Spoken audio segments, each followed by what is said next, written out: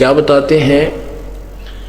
लागी का मार्ग और है, लगे चोट काल जा करके। लागी का मार्ग और है, लगे चोट काल जा करके। लगे चोट काल जा करके, लगे चोट काल जा करके। लागी का मार्ग और है, लगे चोट कले जा करके। कलेजा करके परमात्मा कहते हैं, कबीर बैद बुलाइया पकड़ के देखी बां। बैद न बेद न जाने ही मेरा करक कलेजे मां। परमात्मा कहते हैं जो भक्त बहन भाई जो भक्त बन जाते हैं, सच्ची श्रद्धा से वो भक्ति करते हैं, परमात्मा की चाह उनका इतनी हो जाती है कि कबीर प्रभु कहते हैं कि भक्त अपने ऊपर लेते हैं। प्रभु कहते हैं मैं परमात्मा की यानी एक भक्त प्रभु की चाह में उसकी इतनी जबरदस्त कसक बने उसके हृदय में कि लोग तो उसको बीमार समझने लग जाए कि ये तो सूखता जावा है, उदास सा रहता है, किसी से बोलता है कोई ना। तो परमात्मा कहते हैं मेरी ऐसी स्थिति होगी, मेरी मीन भक्त की, जो सच्चा भक्त होता है, श्रद्धा से जो भक्ति करता है। कहते हैं कबीर बैद बुलाइया पकड़ के देखी बां। के वैद घर वालों ने सोचा है बच्चा बीमार हो गया, लड़का हमारा भाई बहन जो भक्ति कर रहा है, जो ना बोलता ना कोई हमारे से बात करता, गुमसुम सा रहता है, और डॉक्टर बुला लिया वैद। उसने नाड़ी देखी, नो कहे वैद ना वेद न जान ही, मेरे दुख ने वैद नहीं जान सका क्योंकि मेरा करक कलेजे में, मेरे तो उस भगवान की तड़फ है कालजे में, दिल में वह करक लाग रही है, वह कसक है। करक माने चीज, एक विशेष चाह होती है किसी वस्तु की, तड़फ। तो क्या कहते हैं, लागी का मार्ग और है, लगे चोट काल जा करके। लगे चोट काल जा करके, लगे चोट काल जा करके। लागी का मार्ग और है, लगे चोट काल जा करके। बन बीच भरतरी भूप ने एक मारा ताण निशाना। बन बीच भरतरी भूप ने एक मारा ताण निशाना। कोई घड़ी सदी थी आवन की, साधु का हो गया आना। कोई घड़ी सदी थी आवन की, साधु का हो गया आना। ये कोई मुआ मर्ग जवा दियो, नत तार धरो न बाणा। ये मुआ मर्ग जवा दियो, नहीं तार धरो न बाणा। वो जिंदा कर दिया डोर था, शिष बना परीक्षा करके।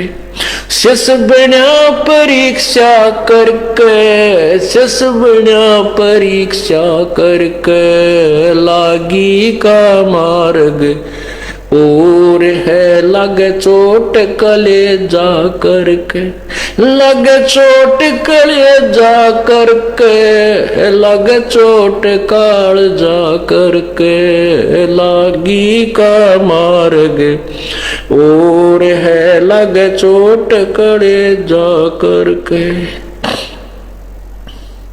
गोपी चंद योगी हो गए, जिन ले लिया भगमा बाणा। गोपी चंद योगी हो गए, जिन ले लिया भगमा बाणा।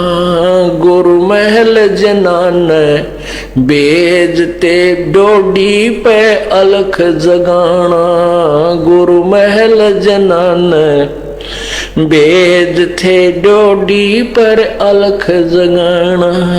भोजन 3600 त्याग के भिक्षा का भोजन खाना, व्यंजन 3600 त्याग कर भिक्षा का भोजन खाना।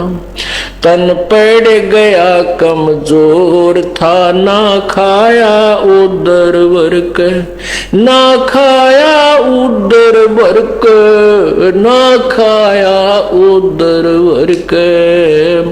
लागी का मार्ग और है लगे चोट काल जा कर, लग चोट काल जा कर, लग चोट काल जा कर के। लागी का मार्ग और है लग चोट कले जा कर के। बाजीद कहे उठाओ ऊंट को, लोग कहें ये मुआ।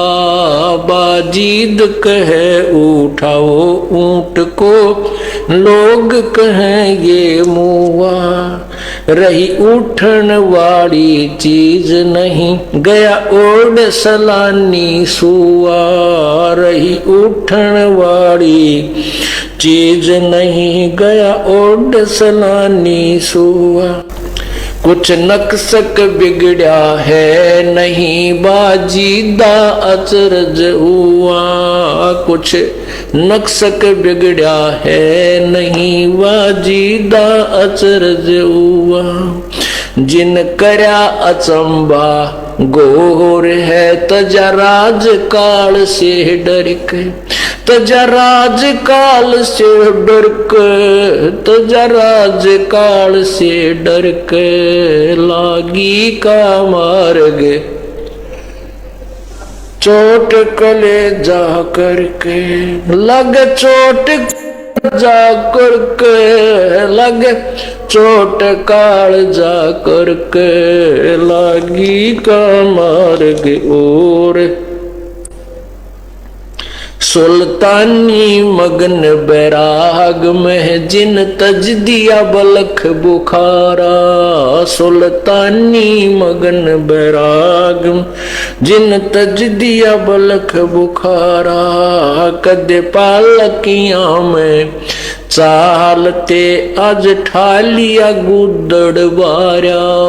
कद पालकियों में चालते आज ठालिया गुदड़ बारा।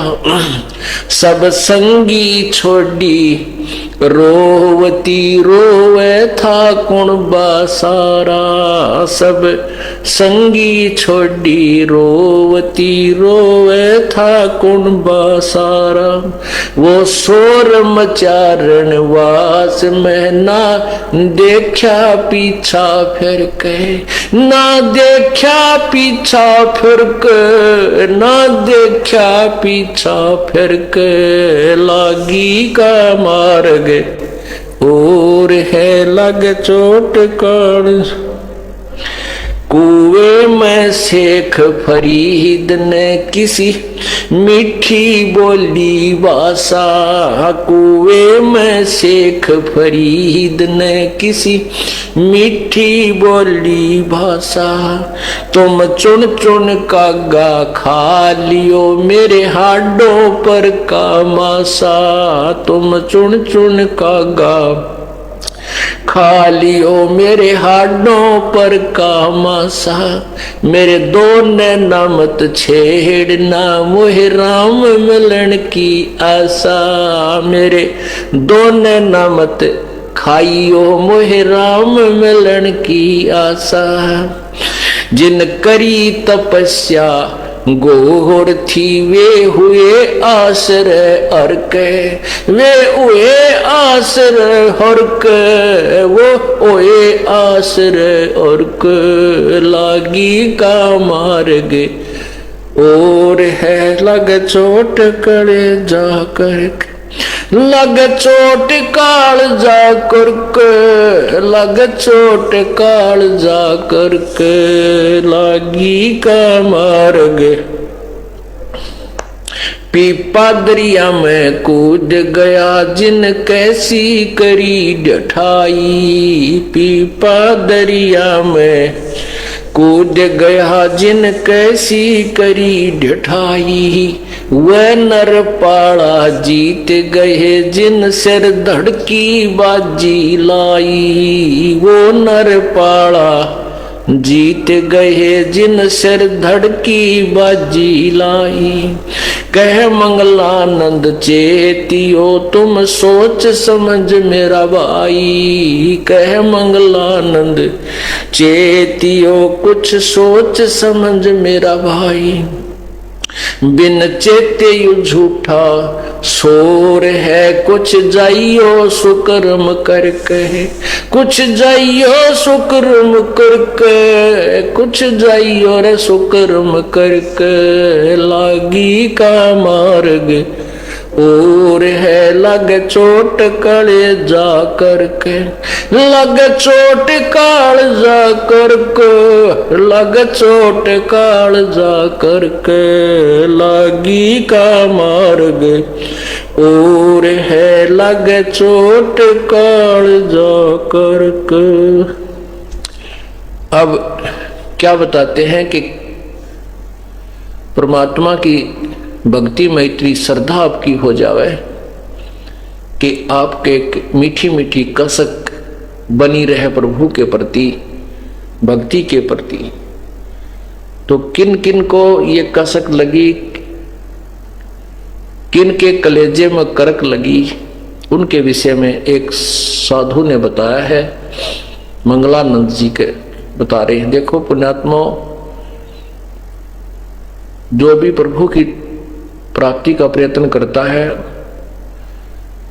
उसको अवश्य ये ज्ञान होता है कि परमात्मा की भक्ति करनी चाहिए और विशेष कसक के साथ करनी चाहिए। जैसे यजुर्वेद में 40वें अध्याय के 15वें श्लोक में लिखा है कि ओम नाम का जाप काम करते करते कीजिए, विशेष कसक के साथ कीजिए और अपना मुख्य कर्तव्य समझ कर कीजिए। लेकिन अब अन्य संत भी जो साधना कर रहे हैं वो पूरी कसक के साथ कर रहे हैं। अब जैसे हमने यहाँ बरवाला से जाना है दिल्ली की तरफ, हम दिल्ली जाना है, हमारा काम दिल्ली में है, तो हम विशेष कसक के साथ चले हैं। यदि हमारे को किसी ने सिरसा की तरफ भेज दिया है कि इधर दिल्ली है, तो हम उसको दिल्ली की तरफ चल रहे हैं और कसक हमारे अंदर दिल्ली जाने की है, लेकिन हम दिल्ली नहीं पहुंच सकते। अब जैसे ये संत थे मंगलानंद दादी, ये भी पुण्यात्मा थी, परमात्मा चाह रहे थे, इन्होंने भी वही बातें बताई कि भगवान की तरफ लगे तो कसक के साथ लगे। यदि हमारे को दिशा ठीक नहीं मिली है अपने मंजिल की ओर जाने की और हम उस विपरीत दिशा में भी जा रहे हैं और कसक के साथ जा रहे हैं, तो भी व्यर्थ है। अब तो हमने दिशा मिल गई है, लेकिन अब इन उदाहरणों का सहयोग लेना है। जो इन अनजान संतों ने विपरीत दिशा में भी वही स्पीड खींची, जैसे हम हमारी गाड़ी की स्पीड है 100 स्पीड से चलती है 100 किलोमीटर प्रति घंटा, और हम जाना दिल्ली था उस स्पीड से जा रहे हैं सिरसा की तरफ, तो हम डबवाड़ी पहुंच जाएंगे, पंजाब में प्रवेश कर जाएंगे, दिल्ली नहीं जा सकते। इसी प्रकार कसक भी हो और मार्ग भी ठीक हो, हमारी स्पीड भी सही हो और दिशा भी हमें वो ठीक मिली हो, तब हम सफल होंगे, मंजिल पर पहुंच सकेंगे। तो क्या बताते हैं, शेख फरीद ने कुएं में किसी मीठी बोली भाषा, अब शेख फरीद जी भी प्रयत्न कर रहे थे परमात्मा के पानी की, उनको ज्ञान तो ये दे रखा था कि भगवान निराकार है, और गुरुजी ने ये भी तपस्या बता रखी थी कि साधना कर, तप करने से प्रभु का दर्शन हो जाता, दीदार होता है। अब अपने गुरुदेव के बताए अनुसार के भगवान के दर्शनार्थ कठोर तप करना चाहिए। पहले तप किया, खड़ा होकर, बैठकर, किसी तरह, फिर सोचा कि क्यों ना कुएं में उल्टा लटक जाऊं। शेख फरीद जी ने 12 वर्ष तक उल्टा लटक कर, एक जैसे नीचे कुआं था, ऊपर वृक्ष था, वृक्ष का जो डार था, बड़ा टहनी, तो डाल जो है डार, कुएं के ऊपर के टहनी आई हुई थी उसकी शाखाएं, तो उसमें ऊपर रस्सा बांध कर कुएं उस टहनी के और अपने पैरों का बांध के और धीरे धीरे कुएं में उल्टा लटक जाता था। उसमें 12 वर्ष तक जैसे थोड़ा बहुत आहार किया फिर लटक गया, फिर आहार किया, दूसरे तीसरे दिन फिर लटक गया। ऐसे 12 वर्ष में 1.25 मन अन्न खाया था शेख फरीद ने, 50 किलो 12 वर्ष में। तो देख लो, एक वर्ष में 365 दिन होते हैं, कितना आहार प्रतिदिन उसको ने लिया होगा। मेरे ख्याल में 100 ग्राम भी बाट नहीं आता, 10 ग्राम बल्कि। तो उस पुण्यात्मा को कसक तो लगी थी परमात्मा की, उसके कलेजे में कर्क भी थी, लेकिन दिशा गलत थी। अब उसने उल्टा लटक कर तप करते करते वो थोड़ा आहार करने से, अल्प आहार करने से शरीर जीर्ण शीर्ण हो गया, कंडम हो गया, कति अंतिम श्वास गिनने लगा, उठकर बैठना भी मुश्किल हो गया और शरीर ऐसा हो गया जैसे करंक, बिल्कुल करंक दिखाई देती थी, हड्डियां दिखाई देने लगी, मांस नहीं रहा।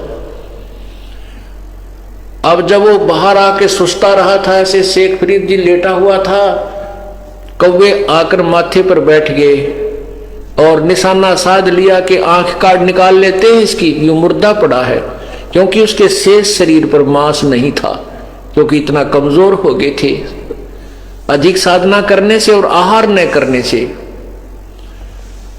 तब शेख फरीद ने आवाज की थी, भाई कौव्यो, मेरे शरीर का कहीं तुम्हें मांस नजर आता वहां से खा लीजिए मेरे मांस को, मेरी ये आंखें मत छेड़ो।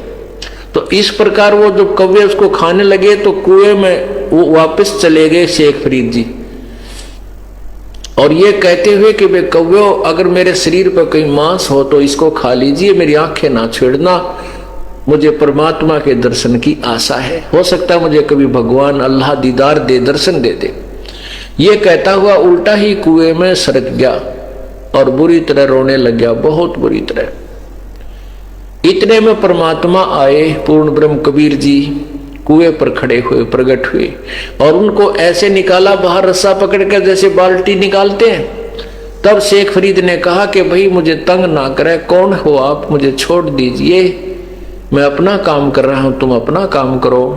क्योंकि कई बार कोई ये पाल ही जाते थे ग्वाले, वो उसकी रस्सी को पकड़कर ऐसे हिला देते थे, शरारत करते थे, तो बेचारा शेख फरीद कभी इस कुएं का लगता था, कुएं की साइड में कभी इस साइड में, अपना ऐसे कर लेता था। बच्चे 1-2 बार ला कर चले जाते थे। तो उसने सोचा आज भी कोई शरारती आ गया, तुझे बाहर ही निकाल रहा है। तो उसने कहा भाई मुझे बाहर ना निकाल, मुझे छेड़ मत, मुझे अपनी क्रिया करने दे। प्रभु ने कहा आप क्या कर रहे हो? शेख फरीद ने कहा मैं परमात्मा के प्राप्ति के लिए प्रयत्न कर रहा हूं, भक्ति कर रहा हूं। प्रभु ने कहा कि मैं वो अल्लाह हूं जिसकी तू खोज कर रहा है। अब शेख फरीद कहने लगा कि मजाक मत करे मेरे साथ, अल्लाह ऐसा नहीं होता। परमात्मा ने कहा अल्लाह कैसा होता है कि वो तो बेचून है, बेचून मीन अनविजिबल, फॉर्मलेस, वो दिखाई नहीं देता, निराकार है। तो कबीर परमेश्वर ने कहा कि बोली आत्मा पहले ये तो विचार कर तुम बोल क्या रहा है। एक तरफ तो कह रहा है कि भगवान के दीदार के लिए, अल्लाह के दीदार के लिए, दर्शन के लिए, उसको देखने के लिए, साक्षात्कार करने के लिए मैं साधना कर रहा हूं, और दूसरी तरफ उसको निराकार भी बता रहा है। निराकार का तू देखेगा क्या? अब एकदम वो कहते हैं ना गामकार ज्ञान का तो चमका ऐसा लग गया करे, एकदम उसकी चौंध टूट गई कि तेरा गजब हो। यो कह रहा हूं भगवान को देखूंगा और उधर से छुरी बता रही है हमारी वो निराकार है। फिर निराकार का देखना क्या है? देखना साकार का होता है, साक्षात्कार साकार का होता है, निराकार का नहीं होता। तो अब उसने शेख फरीद को इतना तो हो गया कि ये भगवान नहीं है तो अल्लाह के बारे में जानकार अवश्य है। इसने तो एक के बात में, एक के पॉइंट में सारा इतना काम उल्टा कर दिया, चरण पकड़ दिया उल्टा लटके लटके के हे संत जी मुझे अल्लाह प्राप्ति की विधि बता दे। तब प्रभु ने कहा मैं इसी काम से आया हूं, आओ मैं तुझे परमात्मा प्राप्ति की विधि बताता हूं, पहले कुछ आहार कर ताकि तेरा शरीर काम करने जोगा हो जा। इस शरीर को किसे क्या दुश्मनी थी, तूने ऐसा बुरा हाल कर लिया इसका। इसको भोजन कर, आहार कर, ज्यादा ना खाओ, इतना कम भी ना खाओ कि सारी आंत इकट्ठी हो जा, कड़ टेढ़ी हो जा। तो और ज्यादा भी मत खाओ। प्रथम अंदर संयम राखे, योग युगत सब सतगुरु वाखे। तब कबीर परमेश्वर ने उस शेख फरीद को वो विधि बताई परमात्मा अपने ही पाने की। देखो, परमात्मा के दर्शन से नहीं, उसके नाम की कमाई करने से सतलोक में वास होगा। दर्शन तो कबीर साहब के लाखों लोगों ने 64 लाख से हुए थे तब किए थे, लेकिन मोक्ष उनके द्वारा बताई गई विधि से ही होगा जो दास आपको बता रहा है, सत साहिब। और ये यथार्थ विधि को आपने कसक के साथ करना है। देखो, हमने जो काम करते हैं उसमें कसक होगी तो हम उधर मंजिल की तरफ अग्रसर रहेंगे। तो अब आपको मंजिल भी की ओर जाने का मार्ग भी सही मिल गया।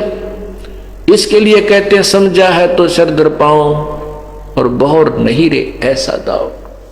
सत साहिब। अगर आप ये वीडियो YouTube पर देख रहे हैं तो हमारे चैनल को सब्सक्राइब करें और बेल आइकन को दबाना ना भूलें। अगर आप Facebook पर ये वीडियो देख रहे हैं तो हमारे पेज को लाइक